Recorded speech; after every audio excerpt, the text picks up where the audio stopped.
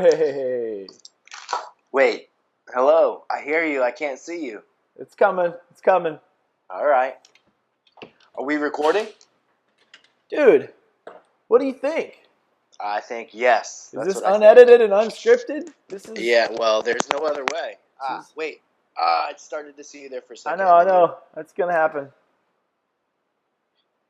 Bam. In Jesus' name. Hey! Hey, you're wearing a blue shirt. I like it. You look good.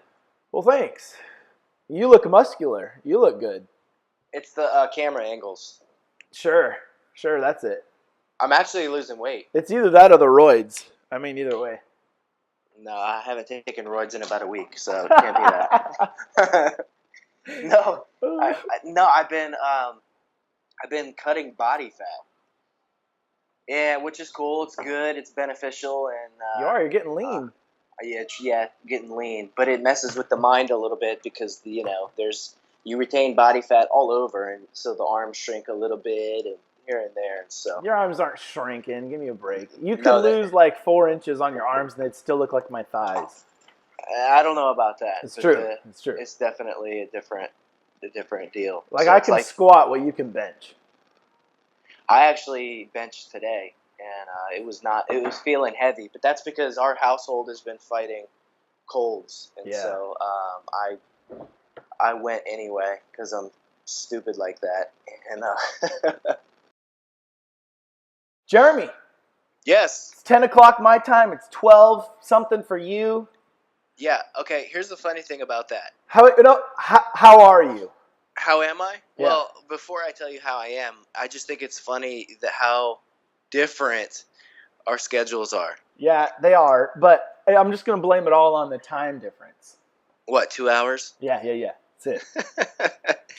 Yeah, so I get up at 4 a.m. and go to bed at like 6 o'clock. Yeah, basically. I would if I could, man. Dude, you go to bed so early. I'll be texting you, and it'll be like dinner time, and then all of a sudden you'll just drop off the map. Yeah, what do you call it? Yeah, dropping off the map. Yeah, it's like, forget about it. And I feel bad because that's when a lot of people want to contact me. And I'm like, hey, contact me during the day. That's when I'm going to talk. Totally. It's just the weird life that I live. But, yeah, last night I think we went to bed at like 8:50. And I felt great. Dude, that's crazy. Yeah, 4 o'clock feels a lot better when you go to bed at 8:50. I feel like I just got up, and it's 10 here. I still haven't fully woken up yet. Yeah, but got your shower done with your still drying hair. Had my little cup of coffee I roasted. Here we are. What are you doing? Are you doing the light beans or the dark beans? What are you doing these days? This is a light roast I did yesterday. It's a geisha, which is a special bean out of Guatemala that's like $25 a pound if you buy it green. Is that good or bad? I don't know. $25 a pound? How much do you pay for coffee a pound? Well, this is an embarrassing admission. I don't know. I don't know. A lot of people get frustrated because one of my go-to quotes is, I don't often see the inside of a grocery store. So Nice. So we know who shops. We know who shops. It's not me. So somebody was telling me the other day they were complaining about the price of eggs going up. And they're like, yeah, it was like... And you're like, I have no idea. What are eggs? Yeah, they're like, well, I know what eggs are. But they're like, it's $5 not a gallon, a dozen or whatever the dollar amount was. And I'm like, is that good or is that bad? That's I don't know. A lot. Yeah, so I mean, that's probably not how much it was. But and you eat like a dozen every morning, don't you?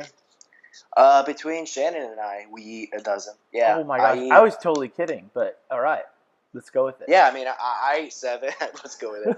I eat 7, and she eats 5, give or take. I just do them all together, and I divvy them up and on a plate. And I'm like, okay, well, there's the bigger pile. I'm the bigger dude. Here's the smaller pile. She gets the smaller pile. But I make her eggs every morning. So. Nice. So you do cook for her. That's good. Right on. Yeah, but I don't know. Well, yeah, I mean, every single day, but I don't know if that counts. It's just eggs. Yeah. So you don't get too much credit for that, but you get some. A little bit, like baby amounts. Totally. And I make coffee every morning, but no, I mean, she does the lion's share of cooking and sustenance for the family, Nice. which is amazing. Oh, I can hear a car alarm. You can hear that? Oh yeah, it's all good. All right. Yeah, I mean it's outside, but it's pretty minute. I'm in at my office. It's a pretty quiet area, which is good. It's not as dangerous as your home situation. No, not as much. This morning, a guy knocked, or no, it was last night. A guy knocked on our door, and man, I was just like winding down for the day. The family was relaxing. It was like 3:00 in the afternoon. Nah, right. Nah, actually, it was like 6. I actually didn't have any pants on, so I was already annoyed that somebody made me have to put my pants on. Dude, totally. And so I go to the door, and there's a guy. He's like rough, man, rough older guy. And very first thing he said, he was all timid. He said, "Please don't hit me." Whoa. And I'm like, what? That's one way to start a conversation. Yeah, I'm like, man, I'm not gonna hit you. And he pulled out his ID and showed me. He's like, man, I'm gonna show you who I am, just so you know, I'm not lying. And he goes on for some story. He said he had AIDS, and he needed food and whatever. And then so I was like, okay. And he just kept going and going and going. And dude, look, where we live, I hear this stuff all day, every day. Everyone's got a story, yeah. Everyone's got a story, and everyone runs game, man. Like, so many scams and stuff like that. But I really try to suss through, because if someone has a real need, I really want to help them, totally. Obviously. I mean, even if they don't, they obviously still have a need. Does that make sense? Totally. Yeah, absolutely. Absolutely. So he kept asking me telling me how he wanted food at the corner store around the corner. And I was like, okay. I was like, well, if you're hungry, I can give you food. And he's like, well, I wanted to go over there and get some eggs and some sausage or something like that. I'm like, man, I can give you some eggs. He's like, eggs? It's like, I didn't say eggs. Like, you said eggs. So I'm like, man, I said, listen, man, I'm going to help you. I'm not going to give you money. What can I do for you? I'm going to go inside and get you some eggs. He's like, well, can I have some bread? I'm like, yeah, you can have some bread. I said, well, can I have some cheese? I'm like, yeah, you can have some cheese. You give him out a cookie, Jeremy. I know, right? And he's like, do you have any sausage? And I'm like, no, I don't have any sausage. So I just grabbed some sausage. Nice. I don't know how I got on that. Oh, you were asking about my neighborhood. Yeah, dude, our neighborhood's interesting for sure. Yeah, you live in a sketchy area of town, that's for sure. But I admire that about you, that you're not giving into fear and stuff. It's awesome.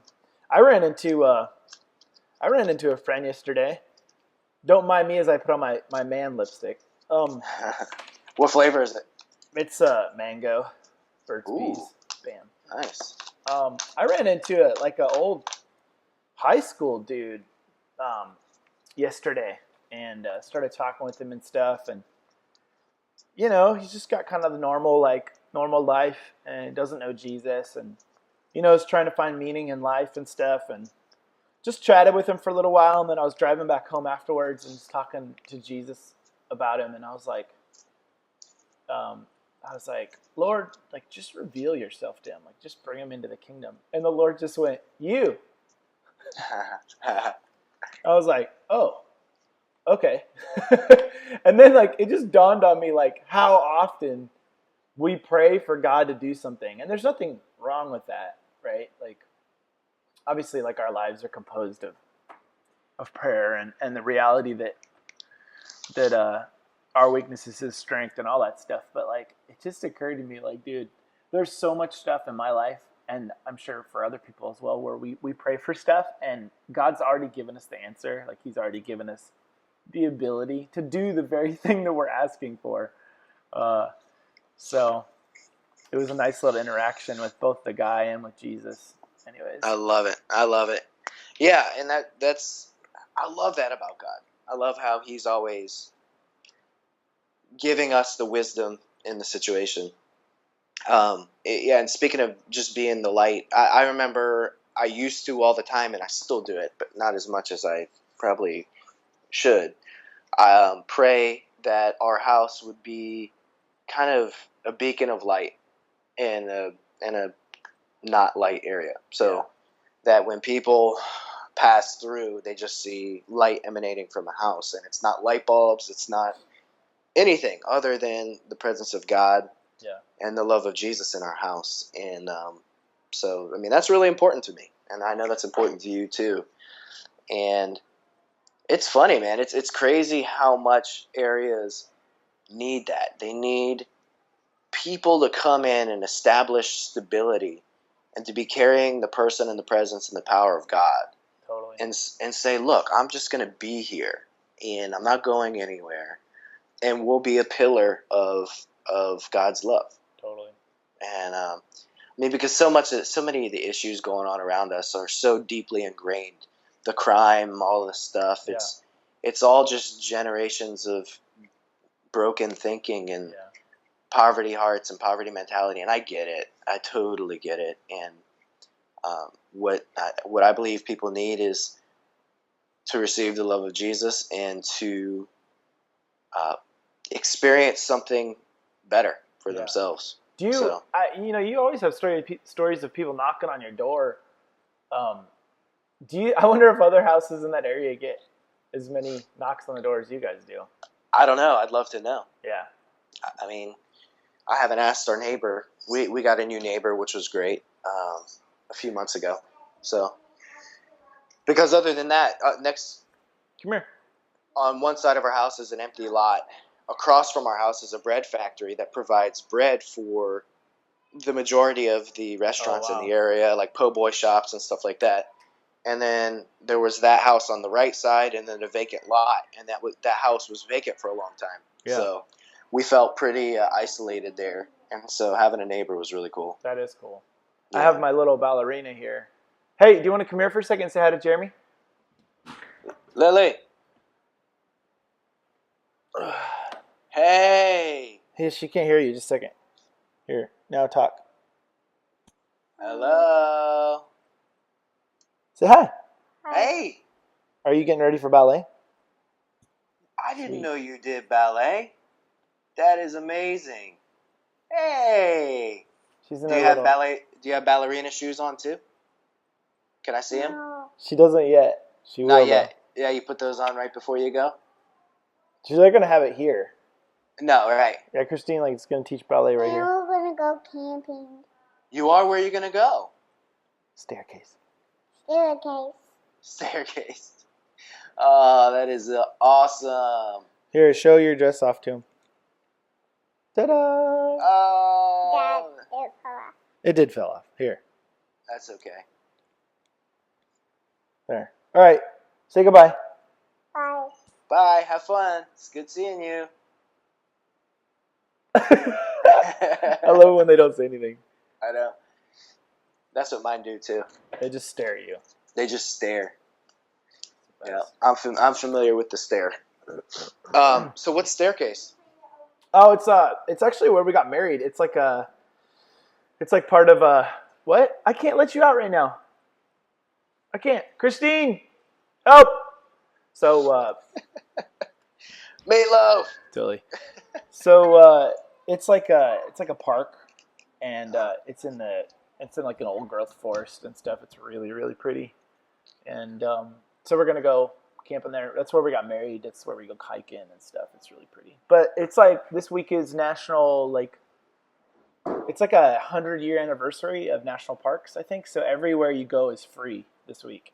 Huh. And so we're gonna go and just get some time in the woods together as a fam. So I love how outdoorsy you are. I'm not though. See, I'm getting drug around by my wife. I mean, I don't dislike being outdoors, but I love being inside. You love to snorkel. Yeah, I like Hawaii. That's different. Okay. And you like to hike. Nah, I hate hiking, but I do it. Okay. Because it's a great family activity. Okay. You like to spearfish. Yeah, do. I'm gonna do that today. And you like to shoot deer from your bedroom window. Yeah. But I guess that's not outdoors. Yeah, I'm indoors. I'm hunting from indoors. Yeah. Are you able? Can you hunt in Washington? Do they let you hunt in that state? Yeah, it's not hunting season right now, but I saw 2 Okay. deer yesterday and tracked them for a while. It was fun. Where, like outside in the woods? Yeah, they were out there, and my family heard something in the woods, so I went out after them. It was fun. Outside in the woods, like they're going to be in your living room or something. You never know. I mean, I was shooting them from my bedroom, so you never know. Maybe we could lure them inside. But Yeah, I remember you sending me a picture of your guns sitting on your bed, and it was I had a little sight on it, and it was Totally. just propped up on the Oh thing yeah, on it your was ready bed. to go. Oh man, It's ready to I go. don't own a gun. I think you and Clint have been trying to talk me into getting a gun. Yeah, it's funny you bring up gun stuff because for whatever reason this morning I was thinking, I wonder if Jeremy and I are gonna bring up the controversial topic of guns. I realize it's a really divisive issue, like religion and politics. So it'd be like right in there for us to just go for the jugular. We can talk about it. I mean, the thing is, I love your take on guns because if I can speak for you for a second. go ahead, speak for me. See if All right. let's see All right. what you. See, what I love about you is I don't feel like you are. I don't feel like you're really in either camp, and I guess there's something about being that I'm an extreme person in many ways and have very passionate opinions. I love running across someone that can have a passionate opinion to not be passionate about an opinion. I love that. Yeah. I love like the balance of it. So if I were to sum up your gun thing is, I would say you're like you see gun violence all the time where you live. I mean, you've told me that there's shootings around your house like on a weekly basis. Am I correct on saying that? Yeah, a weekly basis. Okay. I just saw the stats yesterday. Yeah, and it's just insane. So I would say that despite the fact that you see gun violence all the time, in other words, despite the fact that you witness guns being used incorrectly all the time, you haven't reacted and said and just written off the value of guns and what they can bring to people's lives. So I feel like where you land is, I'm not anti-gun, but I don't have a gun, and I don't feel like it's a top priority in my life to attain one, is where I'd say you're at. Mm-hmm. Okay, correct. Now, I think you also understand my overarching view of guns. I don't know. Maybe not. Let's hear it. Oh, okay. Yeah. Well, man, we're hitting on everything. What's wrong with us? We're never this controversial. Maybe we are, but we don't know it until we know this is going to go public. I don't know. Yeah, I don't really care. No, I think in any free society, there's typically guns present, right? Because if the population isn't allowed to own guns, and only a tyrannical government tends to be what owns guns. Right. So I get the value, the right to bear arms, all that stuff. I tend to agree with that. I tend to think it's beneficial. But I think an ideal world would be where you don't need to for those purposes. Dude, totally. I mean, one, I think it might be semi-necessary, but I don't think it's ideal either, right? Right. I don't exercise that right personally, but I have no problem with people who do. Yeah. Then that's not even looking at hunting and things like that. I mean, that's more for personal protection and from intruders and even, like I said, a tyrannical government. Yeah. Which, dude, New Orleans has experienced that before. Yeah, I mean, it existed just recently after Hurricane Katrina. Dude, things went crazy. It was the wild, wild west, man. Yeah. I have stories that there was a lot of vigilante justice and a lot of... And, dude, cops just busting into people's homes, taking guns away, things like that. From old women, just crazy stuff. Absolutely. Yeah, I mean, so I'm well aware of that, and I mean, there are some, in my opinion, some very legitimate concerns for people. It's just not my battle. Totally, I get that. And so I can have an opinion, but I don't know. It's not the hill that you want to die on. No, and you and me have talked about this because we've both been called by God, and we both have a message, and we both have things that God gives us to share and talk about. And I want my voice to matter when I speak on those things. So if I'm shotgunning all over around, just spouting off an opinion that may or may not be right or whatever, and just spewing off ideology about something that it's just not what God's given me to focus on, then I waste all the that I want, and because I want to in the places that matter. Yeah. And so that's kind of my opinion on the whole gun thing. I think How about you? Well, I mean, you know where I stand. I mean, we've talked enough. I mean, I think I grew up a little bit around guns. My dad wasn't a fanatic or anything, but I was never anti-gun for sure, and definitely went on a journey with the Lord about it when I had kids, being like, is my responsibility as someone that loves Jesus and as a father, where do I land on aggressive defense of my family? And I'm not going to get into it too much because there really seemed to be two contradicting views. There was the teachings of Jesus, which seemed very, very, passive when it came to your enemies, right? It was very peaceful, even at your own loss. And so the real question to me was like, the real question was, is it a lack of faith for me to try to protect my family? Is it a lack of faith for me to grab a gun to protect my family if someone breaks in my house rather than grab my Bible to pray or whatever? So I went on. I didn't make it something that I talked to anyone really about. I just talked to the Lord about it, and I began to just seek the Lord. And for me, God very, very clearly spoke and showed me that it was okay for me to aggressively defend my family. And I felt like he showed me his heart on that. And it was a relational thing between me and the Lord. And I arrived at the conclusion that it's my right to be able to defend my family to whatever degree I need to. Right. And I'm not going to even get into how God spoke to me and the different things he said and stuff. But it was definitely it was some searching that I had to do, because I mean, on the one hand, it feels like if you do that, you contradict the teachings of Jesus, right? And on the other hand, it feels like you're leaving your family hung out to dry if something bad happens. And so, right. And I didn't want to come through it on the other side and feel judgmental towards someone that maybe didn't take the same perspective as me. I didn't want to say, well, anyone that doesn't have guns or is willing to kill someone for their family is in the wrong, because that's not God's heart either. So I know, but that tends to be the way people want to frame the discussions. It's either you're right or wrong. I know. It's like it's so black and white. Yeah. And this camp's right and this one's wrong, and vice versa. Totally. And especially right now, nonviolence is becoming a pretty trendy topic. Yeah, it is. With the message of peace and things like that, and kind of defining Jesus in like one particular dimension. And it's really funny to me because that's not an area that I really preach on or speak on or whatever. But I tend to live a very nonviolent life. Yeah, I'm very anti unnecessary aggression. Yeah, I tend to not like war, even though I'm not naive enough to think that the world there's so much gray area, so many variables and moving parts in any given conflict going on. It's this never the good guys versus the bad guys. Yeah, there's especially not in today's world where there's so many underlying intertwined relationships and vested interests and things like that.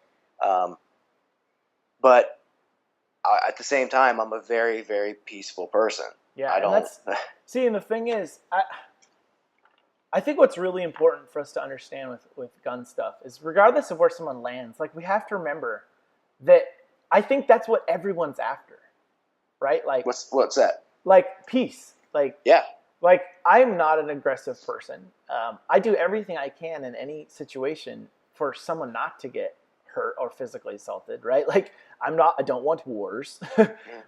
I think gun people can get put into this category of like, they're out to just blast anyone or whatever. And then people that are anti-gun can be these like sissies. Obviously, looking at you right now, you're not a sissy. You could defend yourself if you needed to.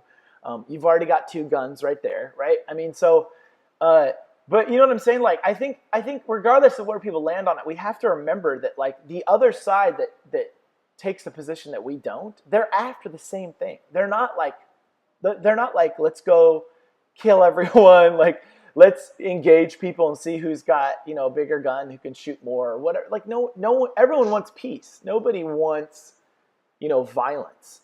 Yeah. But, and I talk about and teach when I'm with groups how God doesn't take life. Like, God doesn't kill, and God's good.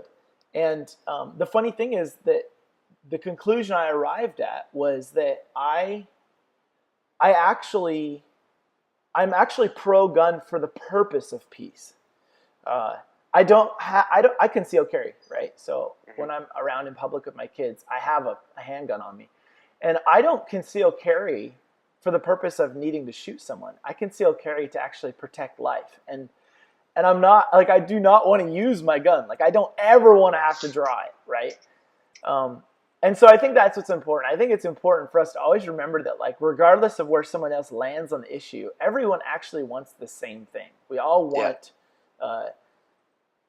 it's really easy to discredit someone else that doesn't agree with us or land in the same camp as us and demonize their motives. But in reality, like, anti-gun people, like, they don't want guns because they don't want violence. That's how they've solved the problem in their mind. I don't want shootings and all that other stuff. So the way that I land on in the topic is there needs to not be, like an anti-gun law or whatever. I mean, I remember Obama in every way, like, he doesn't land in the same camp as me with guns. But I remember after the shooting, that school, what school is it? It was down on the East Coast. Remember the one? The terrible one happened like 2 years ago. I know there's one in Charleston, if that's the one you're talking about, at the church. No, I'm talking about the school. Anyways, Obama like got up afterwards and he's like crying. And he's like, we have to have a solution with this. Like, we have to figure this out. And he was basically pleading with people to be done with guns. And I think in that, like, I was able to see his heart. I'm not necessarily like a big Obama fan, but like, I saw his heart because, like, even though his solution was contrary to what I believe, which is the Second Amendment rights, like, I could see his heart that he was pleading with people to try to figure this out because he didn't want more people shot at shootings in schools. And so I think it's so important, even on hot topics, even on things that are really important to people, like the Second Amendment, it's so important to, like, see their hearts and realize, like, we're all after the same thing, but we all have different ideas of how that's going to come about. And that's the starting point for actual solutions anyways. Yeah. And not only that, but unity in people. And that's really the main thing that I'm looking for, is to unify people. Yeah. And so, I mean, I don't know if we've talked about this last time, but the more we draw these differentiators, these dividing lines between ourselves and each other, you can never won't figure anything out, ever. You won't figure anything out. You won't have any civil conversations, and you won't be able to combine your minds and your hearts together to be able to have any actual real change. You'll just divide. You'll divide two sides more and more. Yep. And what happens then is people get more extreme on each side. Totally. And you know what, dude? The church, we always, I hear the church railed on all the time about how much division there is. We got however many thousands of denominations or whatever. But you know what? As you're saying that, I realized, like, that's just humanity in general. Like, yes. We're just divisive as all get out, And then Jesus comes along and he's like, hey, they'll know you're Christians by your love. Like, they'll know you're Christians by your unity and your ability to, like, understand each other's hearts, Yep. And so Jeremy and I are here representing the unity. Bam. Because we don't agree on this issue, and it doesn't matter. Like, it doesn't threaten our relationship or our connection at all. Like, I totally respect the place that you're in. Jeremy lives in an area where there's shootings every week, and he doesn't have a gun. And I'm like, hey, dude, more power to you, man. Yeah, there was one 3 weeks ago.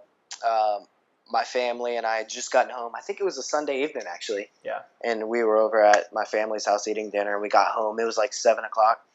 And our living room's up in the front of our house. So me and the two older boys were there in the living room. And Shannon, my wife, and our baby, our third son, were back in the back in our bedroom. She was feeding him. And I'm sitting there with the boys, and I hear a pop, pop, pop, pop. Four shots. I'm like, oh yeah, those were gunshots. So I walked back and I asked Shannon, I'm like, did you hear those gunshots? She said, nope. And she said, can you see how concerned I am? I'm like, Shannon's amazing, dude. Yep. So I go back in the living room and sit down, and, like, I don't know, maybe 10 minutes later, the New Orleans police department, they're amazing people, but they're understaffed and the response time is, like, historically low. So it just is what it is. So, like, 10 or 15 minutes later, I just, like, a zoom, cop car flies by, and then a fire truck, zoom, then an ambulance, and, like, 5 more cop cars. Turns out, and then I'm, like, looking out the window, I'm like, what is it? Because apparently it was 2 blocks down the road, a guy got shot. But He only got shot in the ankle, Oh, that's and good. he was So That's surprising. another world, bro. I just don't even comprehend. I mean, here, look at this is where I live.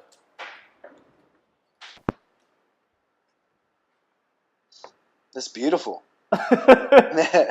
There's no shootings going on here unless it's me Yeah. killing a deer. It's true. It's true. Dude, Yeah. different So, world, bro. yeah, it's a different world, and we Different love strokes. it. We love it. We live in an awesome city. Orleans Actually, is our neighborhood's been getting a lot of press recently, and some pretty major outlets, the New York Times, I think, the Huffington Post, because it's an up and coming area where there's a lot of new money coming in. There's a lot of redevelopment, Okay. and so I mean, we're definitely in a good spot long term. So I mean, we feel good about that. Yeah, it is a good spot. I mean, that's just the city of New Orleans. See, New Orleans is one of the fastest growing cities in the nation. Um,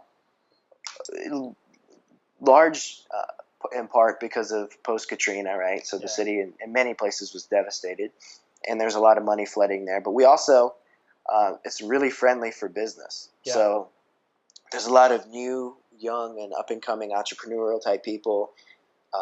You know, it's becoming a very hipster city, which is cool for some people.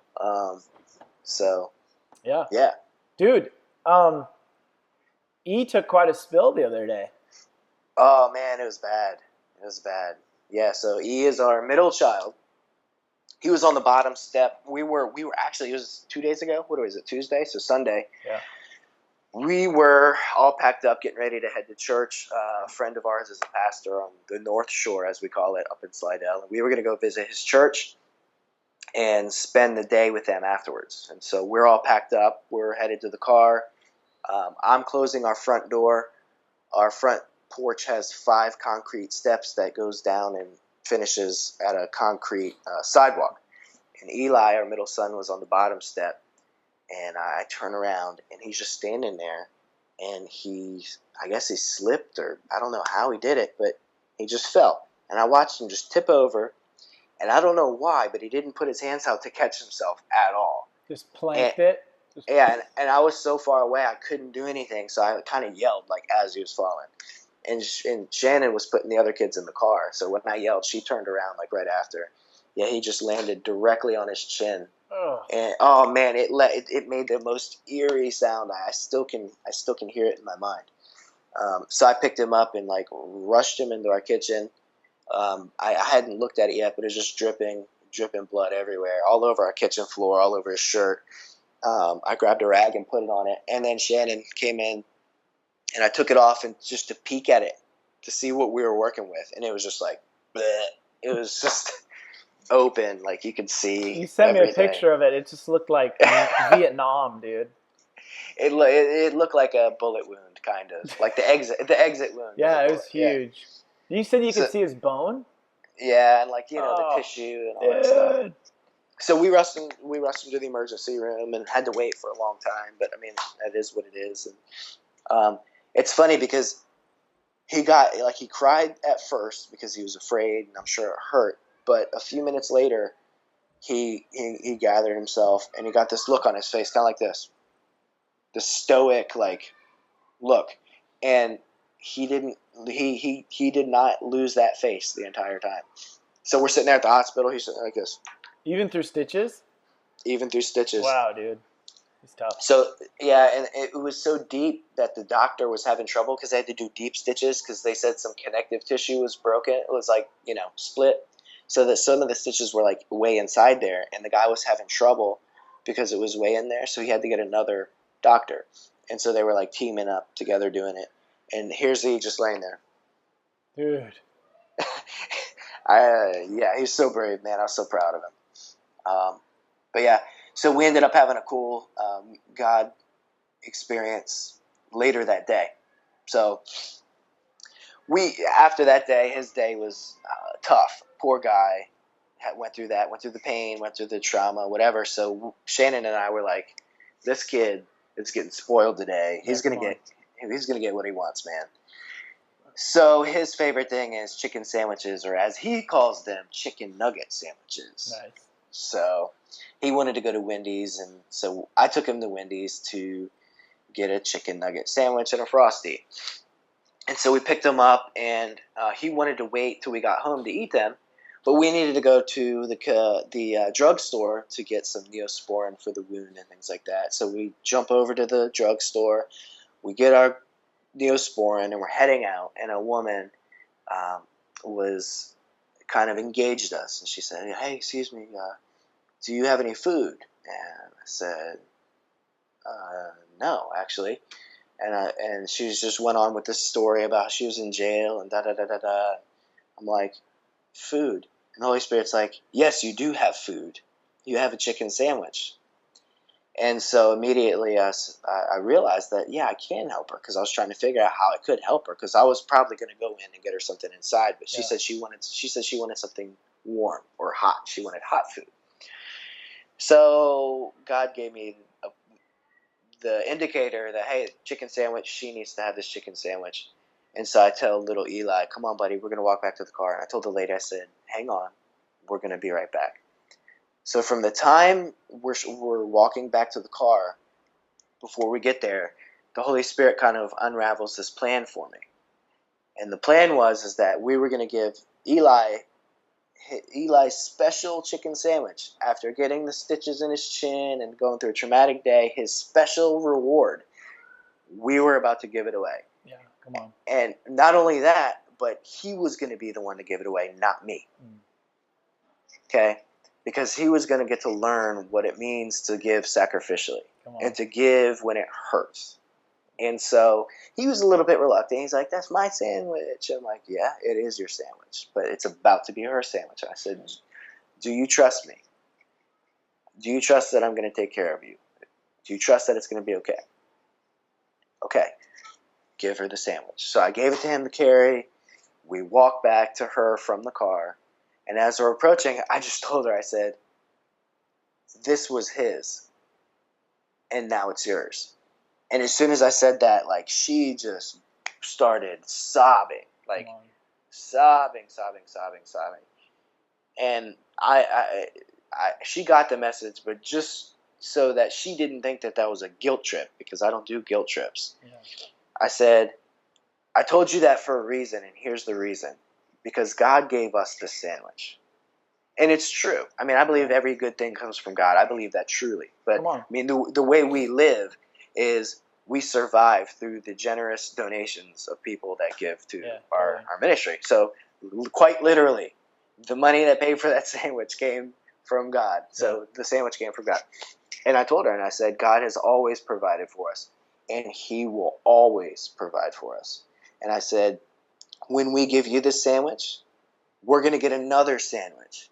And that's when I got to tell little E, hey, buddy, you're going to get another sandwich. We're going to make this right, and God's going to make you whole.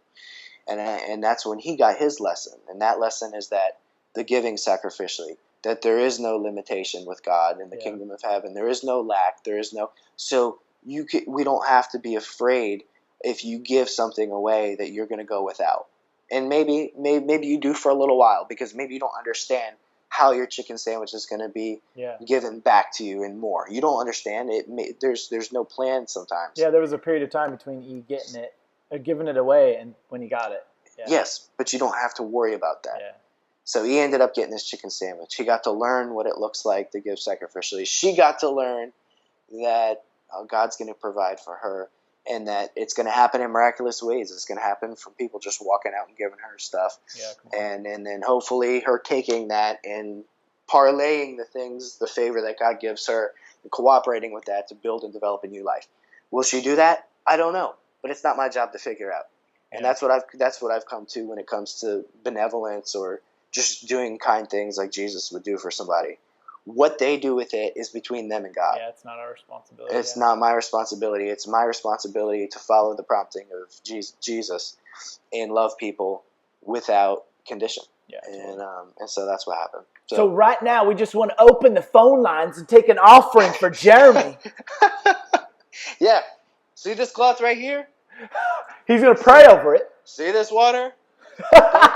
We'll combine it. I have your miracle right here. It's only $800 today to have Jeremy's napkin that was sitting on his anointed desk, touched by the water that he drank from. We have our title now. Anointed Towel and Waters, Guns, Generous Giving. And Generous Giving. It's $1,000 for Jeremy to pray for your salvation. You could find yourself in the courts of heaven tomorrow if you die, if you give $1,000. If. I love doing mockery givings.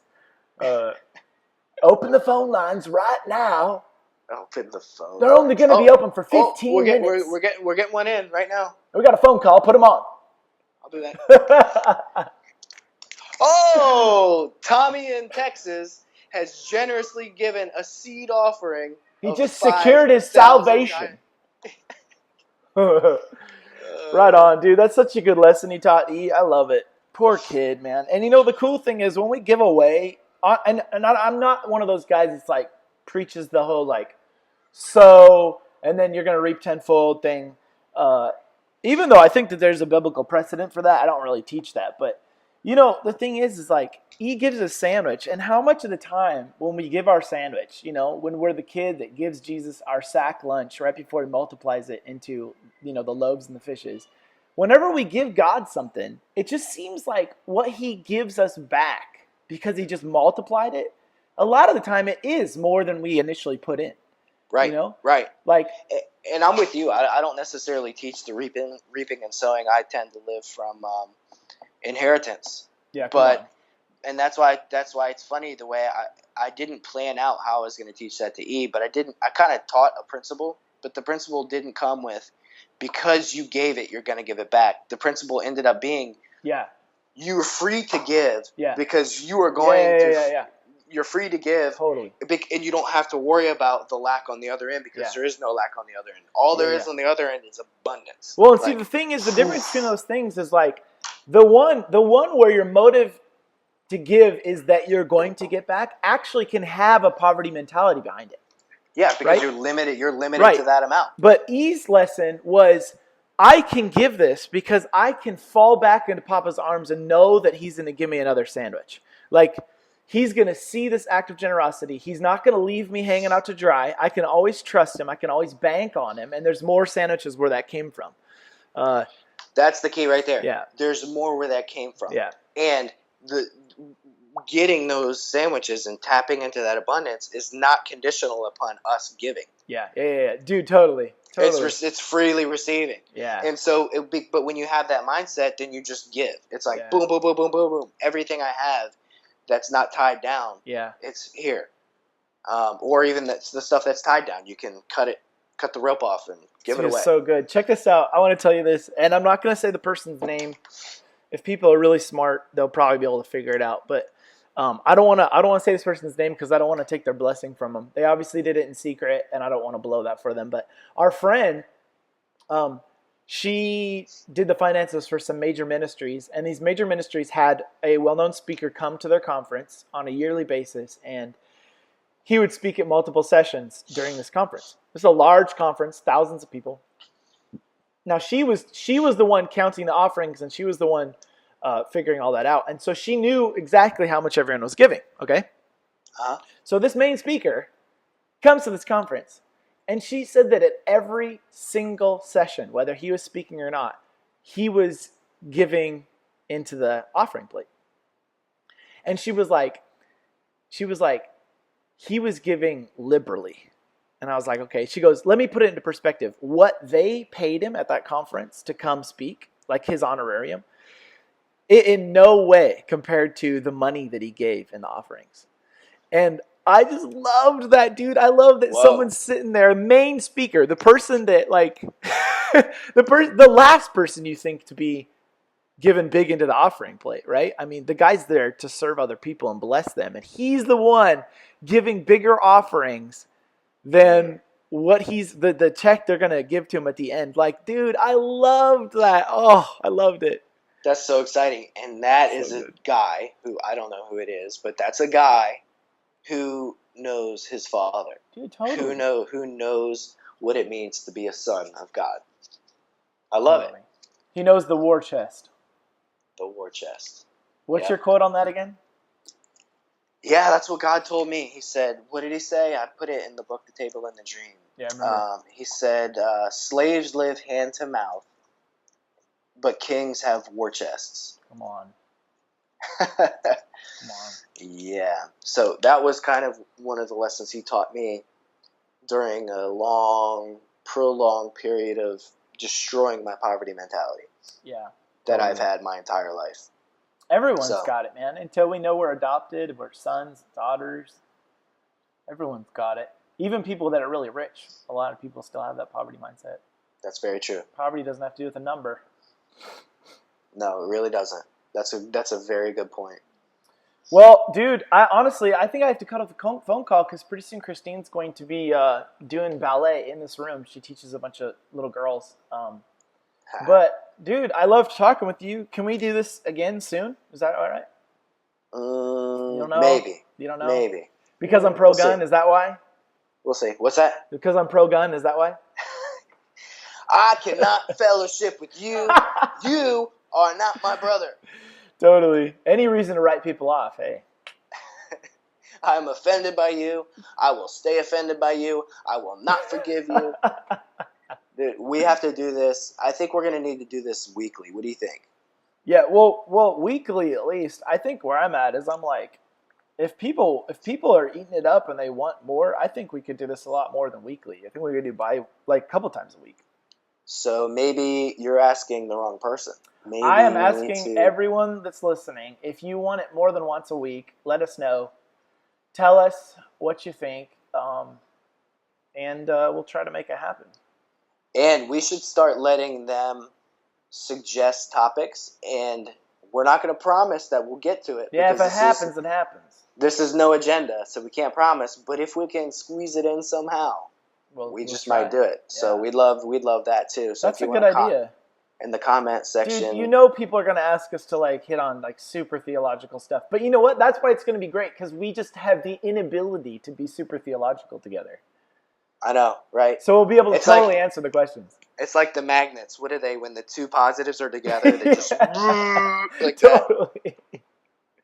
Totally. Hey, well. What? I'm dancing on the fence about even saying this, but if you have to say it. Okay, I'm going to say it. If you, seriously though, I know it sounds so corny after all this, but you should give to Jeremy. If you're listening and you enjoy this guy. No. Sorry, yeah, show's over. Yeah, you should give to him.